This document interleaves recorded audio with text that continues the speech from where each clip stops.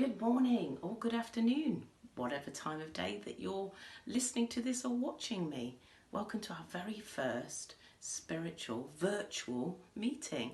I'm so excited to be able to bring this to you and to do this for you. So let me start by saying, peace be with you. When I woke up this morning, it was the most wonderful and beautiful morning, and the birds were singing and the flowers were out and the sun was shining, and it was so wonderful.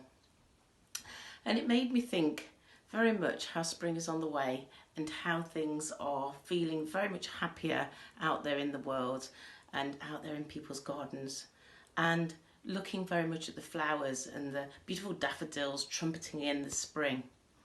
But I want to show you something really special today. I want to show you this stone. Christians quite often use stones in very special ways. And they're quite easy to get hold of because they're in your back garden. And sometimes if you want to consider something that you're worried about, it's really nice to rub a stone carefully and talk very gently and specifically about something that you might be worried about.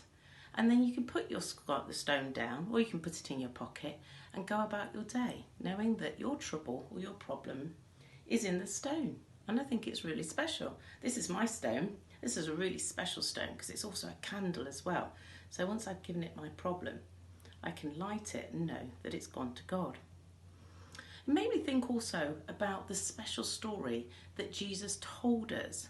And it's the story of the lilies in the field and the birds in the sky. And I'm going to read that for you now. I'm just going to get my assistant to find the story. My assistant. Oh.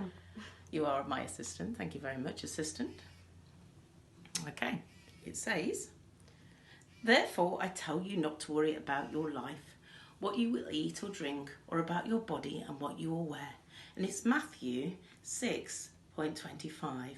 And it says, "One day a large group of people was gathered around Jesus on the hillside, and he began to teach them. 'Don't worry about whatever you have.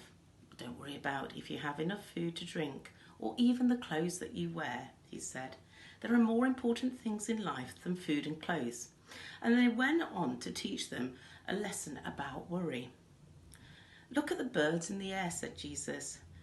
'They don't worry about their nest or where their next meal is coming from. They don't store up grain in barns, and yet the Heavenly Father takes care of them. Surely you are worth more than a bird,' he said. 'And why worry about clothing?' Jesus continued. 'Look at the lilies in the field and how they grow. They don't work to make their clothing, and yet all the kings in all of their glory aren't even as beautifully dressed as they are. If God cares so wonderfully for all the wildflowers, surely he will take care of you. Why do you show your lack of faith by worrying about such things?' Does this mean that we can sit around and wait for food and clothes to drop out the sky? No.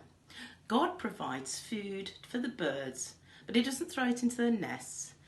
It is up to them to go out and gather their food. God provides clothing for us, giving us jobs so that we can go and get the money to buy the clothes. And sometimes God provides clothes through friends and family who give us clothes. We need to have faith that God will provide for us, but we do have to play our part as well and take action. Just remember that our part perhaps doesn't include worry."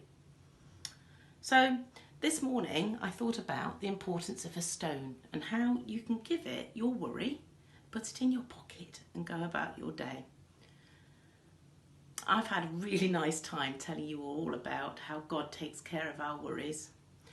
If you follow some of the other links below, you can find about Saddleback Kids, which have some fantastic Bible stories on them. You can also find some of our prayer and worship.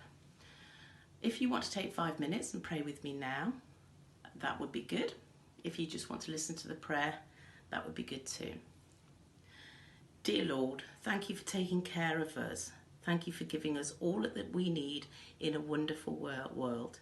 Help us to not worry so much about things that are perhaps beyond our control. Amen. It just remains for me to say that I will see you next week. Go in peace to love and serve the Lord.